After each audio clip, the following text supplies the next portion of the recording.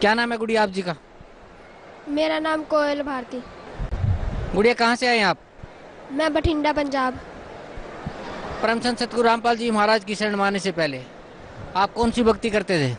परम संत गुरु रामपाल जी महाराज जी की शरण में आने से पहले मैं डेरा सच्चा सौदा तथा अन्य देवी देवताओं की भक्ति किया करती थी। तो जो आप डेरा सच्चा सौदा की भक्ति करते थे, कहाँ से, किस संत से आपने नाम उपदेश लिया हुआ था डेरा सच्चा सौदा में? मैंने डेरा सच्चा सौदा से साहस गुरमीत राम रहीम जी से नाम ले रखा था। तो संत गुरमीत सिंह जी राम रहीम जी ने आपको क्या नाम दान दिया था भक्ति करने के लिए? सतपुरुष अकाल मूरत सब स्वरूपी राम। तो जो आप मंत्र बता रहे हैं, जो डेरा सच्चा सौदा के संत गुरमीत सिंह जी ने आपको दिया था, सतपुरुष अकाल मूर्त सब स्वरूपी राम, इस मंत्र का आपने कितने दिन तक जाप किया? करीब 10 साल तक। तो 10 साल तक जो आपने इस मंत्र का जाप किया, उससे आपको क्या लाभ मिला?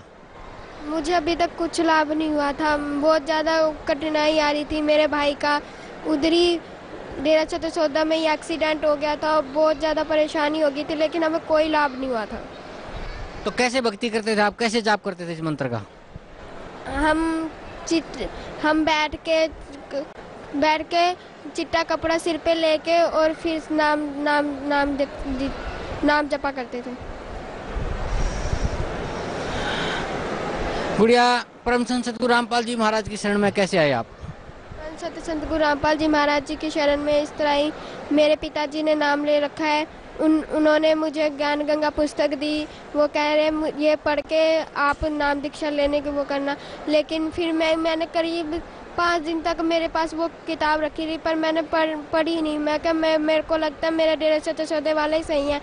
जब पता नहीं मेरा स्कूल से आके ही एकदम मन करने लग गया कि मैं ये किताब पढूं, मैंने फिर वो ज्ञान गंगा पुस्तक उठाई। पहले मैंने कलयुग में सतयुग पढ़ा।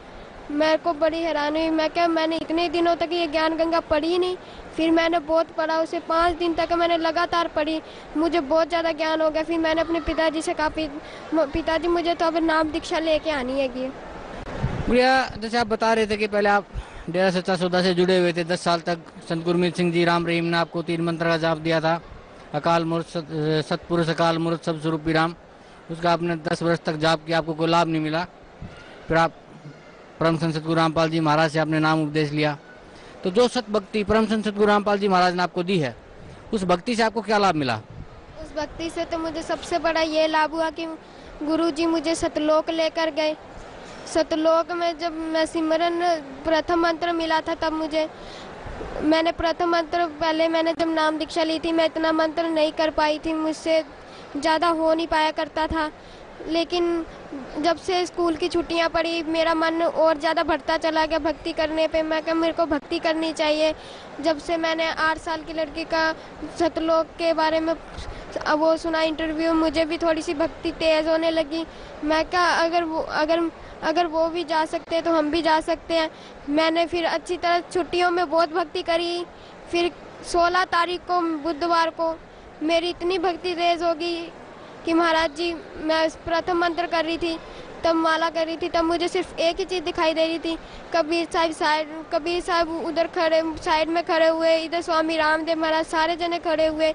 सारे जने जब महाराज कबीर साहब जी के पास जाते तो उनका रूप धारण कर लेते थे कबीर साहब का। मुझे जब भी मैं माला कर रही थी, एक मोती बढ़ा रही थी, मुझे यही सब दिखाई दे रहा था। मैंने अपने भाई से बताया। मेरा भाई कहता, क्या कोई पता नहीं, तू करती रह माला, कोई पता नहीं, कुछ भी हो सकता है। फिर मैं करती रही माला। फिर जब मैं दूसरा मंत्र सतनाम मंत्र करने लगी, तब मैं सिमरन करते करते मैं लेट गई। लेटते लेटते फिर मेरे को नींद आ गई, मैं सो गई। फिर महाराज जी प्रकट हुए। महाराज जी कह रहे, कोयल उठ। मैं कहा मम्मी सोने दो। फिर कहते मैं तेरा पापा हूँ। फिर मैं कहा पापा सोने दो। फिर मेरे से कहते मैं पूर्ण परमात्मा हूँ। फिर मैंने उठ के देखा, खुद गुरुजी घर पे प्रकट हुए। मेरे को बड़ी हैरानी हुई। महाराज गुरुजी मेरे घर पे प्रकट हुए। मैंने दंडोतम प्रणाम किया। मैं कब पानी पियोगे गुरुजी कहते नहीं बेटा, आपका तो ब्रह्मांड देखने चलना है। जब मैं ब्रह्मांड देखने, मैं खुश होगी। मैं ब्रह्मांड देखने जाना है हमें। फिर मैं पहले हमारा अंदर वाले कमरे में प्रकट हुए थे महाराज जी। फिर हम वहाँ से गायब करके, मेरा हाथ पकड़ के गायब करके मुझे दूसरे कमरे में ला के खड़ा कर दिया। मैं कही है कि महाराज जी आपने मुझे गायब करके इस वाले कमरे में ले आ दिया। महाराज जी कहते मेरी शक्ति इतनी तेज है। मैं कहा फिर महाराज जी पूरे घर में मुझे घुमाए ऐसे गायब करके, फिर मुझे रसोई में ले आए। कहते आप ये घर बेच रहे हो? मैं कहा हाँ। कह रहे कितने का बेचोगे? मैं कहा 10 लाख का बेच रहे हम। फिर गुरुजी कहने लगे ये घर नहीं बेचना। मैं कहा क्यों गुरुजी? फिर गुरुजी कहते जिस घर में मैं प्रकट हो गया हूँ वो घर नहीं रह जाता। फिर मैं कहा हाँ महाराज जी।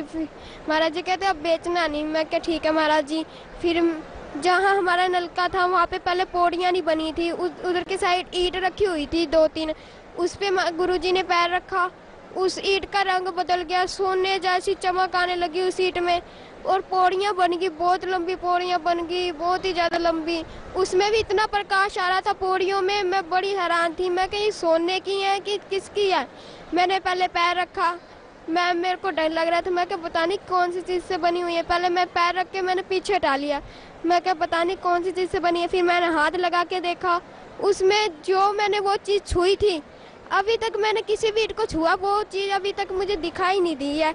मैंने गुरुजी कहते हैं नहीं बेटा डरने वाली कोई बात नहीं है, जब तक मैं साथ हूँ बिल्कुल मत डरना। फिर महाराज जी ऊपर पौड़ियों पे ले गए मुझे, चलते गए। फिर स्वर्ग लेके आए महाराज जी, स्वर्ग में मुझे घुमाया। महाराज जी गुरुजी कहते स्वर्ग में घुमाया मुझे। फिर स्वर्ग में जब घूम रहे थे हम, महाराज जी को तो मुड़ने लगे। मैं हैरान है कि मैं क्यों उड़ रहे हैं महाराज जी। फिर मैं कहा महाराज जी मैंने भी उड़ना है। महाराज जी कहते फिर आ कोशिश कर। मैं कोशिश बहुत देर तक कोशिश करी लेकिन मैं उड़ नहीं पाई। फिर गुरुजी नीचे आए, गुरुजी कहते ला हाथ पकड़ा, मैं तुझे अब उड़ाता हूँ। फिर गुरुजी ने उड़ा दिया मुझे पूरी आसमान में हम उड़े। बादू स्वर्ग सारा देखा हमने, स्वर्ग में पहाड़ थे, बहुत कुछ था स्वर्ग में, स्वर्ग घूमा हमने सारा। फिर मेरे को स्वर्ग घूमते घूमते मैं थक गई। मैं कहा मुझे तो भूख लग रही है गुरुजी, मुझे कुछ खाना है। गुरुजी कहते क्या खाना है आपको? मैं कहा मेरे को ना सत्संग में कई दिनों से मैं आ रही हूँ, सत्संग मुझे खीर नहीं मिली, मुझे खीर खानी है। गुरुजी ने ऐसे हाथ करा, इस साइड खीर की कटोरी आ गई और इस साइड अमृत जल आ गया जो इधर मिलता है बोतलों में। फिर पहले तो गुरुजी ने मुझे खिलाई, क्या खाओ बेटा आप। फिर मैंने खाई। फिर मैंने कहा गुरुजी अब आप भी खाओ। फिर गुरुजी ने खाई, फिर हम दोनों ने खीर खा ली। फिर महाराज जी ने मुझे अमृत जल दिया। फिर हमने अमृत जल पी के फिर महाराज जी गुरुजी कहते चलो चले। मैं क्या कहाँ के? नर्क देख के आते हैं। जब मैं नर्क में गई, मैं क्या महाराज जी मैं अंदर से नहीं देखूंगी, मैं ऊपर से देखूंगी कैसा हाल है नर्क में। गुरुजी कहते कोई बात नहीं, ऊपर से देख लेना आप। जब मैंने ऊपर से देखा इतना बुरा हाल हुआ पड़ा था नर्क में, बहुत बुरा हाल हुआ था। नर्क देख के मेरे होश-ओ-हवास खुल गए थे। मैं क्या मेरे पिताजी बताया करते थे नर्क में वैसा ही सब कुछ है ना, नर्क में इतनी बुरी तरह आत्माओं को मार रहे थे ना, बहुत बुरी तरह। मैं वो बातें अब सोचती हूँ ना मुझे बहुत ज्यादा रोना आता है। मैं क्या गुरुजी ऐसे काल के जाल में हम आगे जहाँ में हमें नर्क में घुटना पड़ता है, काल हमें खाता है। गुरुजी कहते चल, गुरुजी को जब देखा आत्माओं ने, गुरुजी को कहते बचाओ परमात्मा, बचा ले परमात्मा। पर परमात्मा वहां से घूम के स्वर्ग में द्वार आ गए। गुरुजी कहते मैं कैसे बताऊं इन्हें। गुरुजी कहते मैं रोना आता है जब इंडिया ऐसे चिल्लाते हैं कि जबरदस्ती खाना खिलाना वो नहीं खा रहे फिर भी खिला रहे हैं, वो इतनी बुरी तरह मार रहे हैं। मैं कहा गुरुजी अब सतलोक कब लेके जाऊंगी आप मुझे? गुरुजी कहते अभी मेरे पास टाइम नहीं है, रात को 10 बजे चलेंगे। मैं क्या गुरुजी अभी क्या हो गया? कहते टाइम नहीं है बेटा, अब रात को 10 बजे चलेंगे। फिर मैं क्या गुरुजी ठीक है। फिर गुरुजी मुझे वापस घर ले आए। फिर मैंने अपनी मम्मी डैडी को बताया। मम्मी कहती कोई बात नहीं, इसमें रोने वाली बात क्या है। फिर गुरुजी फिर रात को फिर आए दर्शन देने वास्ते। मैं बाहर वाले कमरे में सो रही थी, अंदर गुरुजी प्रकट हुए थे। फिर गुरुजी अंदर देख के आए थे सारा घर, कह रहे कहाँ सो? फिर मेरे को आवाज मारी कि कोयल उठ। फिर मैं उठी। गुरुजी कहते बाहर की सो रही, अंदर सोना था। मैं कहा गुरुजी यहाँ पे वहाँ पे गर्मी लगती है, अंदर यहाँ पे ठीक है। गुरुजी कहते कोई बात नहीं, अंदर सोया करो, कूलर अंदर लगा लेना। मैं कहा ठीक है गुरुजी। फिर गुरुजी कहते चलो आप सतलोक घूम के आते हैं। फिर हम सतलोक गए, वैसी पौड़ियाँ बन गई, वैसे ही स्वर्ग देखा, वैसे ही हमने नर्क देखा। इतने, जब हम काल को देखा था ना, काल को दिखाया महाराज जी ने, इतने दूर खड़े थे, जितना हिसार से बठिंडा दूर है ना, इतनी दूर खड़े थे हम, फिर भी ऐसे लग रहा था जब हम बिल्कुल पास खड़े हो काल के। इतना बड़ा काल था, बहुत ही बड़ा काल था, जितना अपना फेस नहीं है उतना उसकी आंख ही आंख है। इतना बहुत बड़ा था, उसका मैं अनुमान नहीं लगा सकती वो कितना बड़ा था। मैं वो जब हम उसके पास चलते गए वो बड़ा होता चला गया, बहुत ही बड़ा हो गया। फिर एकदम फिर गुरुजी उसके ऊपर से पैर रख के चल गए। फिर जब वो कालों से भूंज भूंज के आत्माओं को खा रहा था ना, तब गुरुजी को दिखा दिखा के खा रहा था, ये देखो मैं तेरी आत्मा को कैसे खा रहा हूँ। वो आत्माएं सारी चिल्लाने लगी, गुरुजी बचा लो मुझे, गुरुजी बचा लो। परमात्मा वो रोने लगे, उसके पर काल के सामने नहीं रोया महाराज जी ने। हम आगे गए तब महाराज जी रोने लगे, कहने मैं कैसे बचाऊं इन सब को, क्या भक्ति करी इन्होंने, कुछ भी नहीं करा। फिर महाराज जी कहते चलो पद सतलोक घूम के आते हैं। फिर हम सतलोक में गए। सतलोक में गुरुजी ने मुझे खेत, दूर से ही हमें खेत दिखाई देने लगे थे। मैं क्या गुरुजी वो क्या है? गुरुजी कहते वो खेत है। मैं क्या है खेत है? जब हम उसके खेत के पास गए तो उनका खेतों का कलर ही अलग था, जो कलर यहाँ पे है ही नहीं क्या, ऐसे कलर थे वहाँ पे। फिर मैंने कहा उधर तितलियाँ थी, मैंने तितलियों के हाथ में जब पकड़ा ना तो हाथ खोल के देखा वो तितली गायब थी मेरे हाथ से। मैं कहा ये तितली कहाँ गई? फिर देखो ऊपर वो उड़ी जा रही, वो रंग बदल गई फिर से दोबारा। मैं कहा गुरुजी ये क्या हो गया? गुरुजी कहते यहाँ पे ऐसे ही है। फिर हम और आगे गए, फिर वहाँ पे हमने पहाड़ देखे, मानसरोवर देखा, हमारा खुद का घर देखा हमने। फिर मुझे महाराज जी ने अपना सिंहासन दिखाया, इतना बड़ा सिंहासन, बहुत बड़ा सिंहासन, उसमें भी हीरे मोती लगे हुए, पहाड़ों की साइड में भी हीरे मोती लगे हुए थे, घरों में भी हीरे मोती। इतना अच्छा था ना, बहुत ही ज्यादा अच्छा था। गुरुजी तो सिंहासन की तरफ जाने लगे। मैं कहा गुरुजी आप कहाँ जा रहे हो? गुरुजी कहते मैं तो अपने सिंहासन पे जा रहा हूँ। मैं फिर मुझे सतलोक कौन दिखाएगा? फिर गुरुजी कहते कोई बात नहीं, आपको सतलोक कोई ना कोई दिखा देगा, आप आगे जाके देख लेना।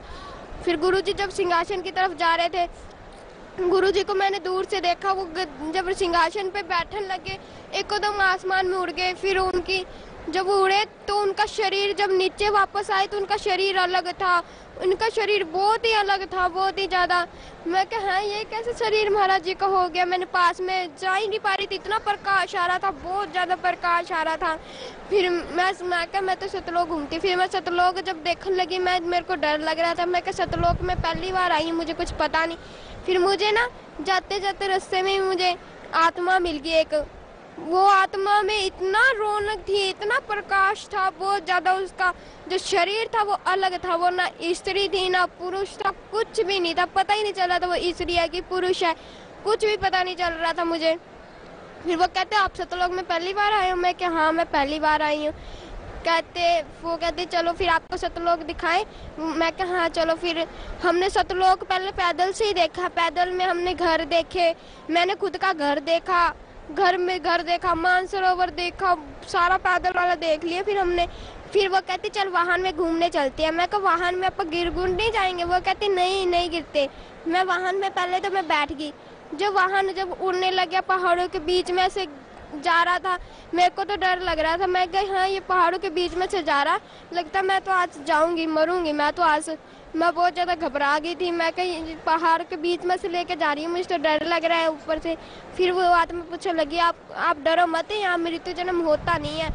फिर भी मैं होश, आपका शरीर अलग है, मेरा शरीर अलग है। वो कहती कोई बात नहीं होगी मृत्यु जन्म।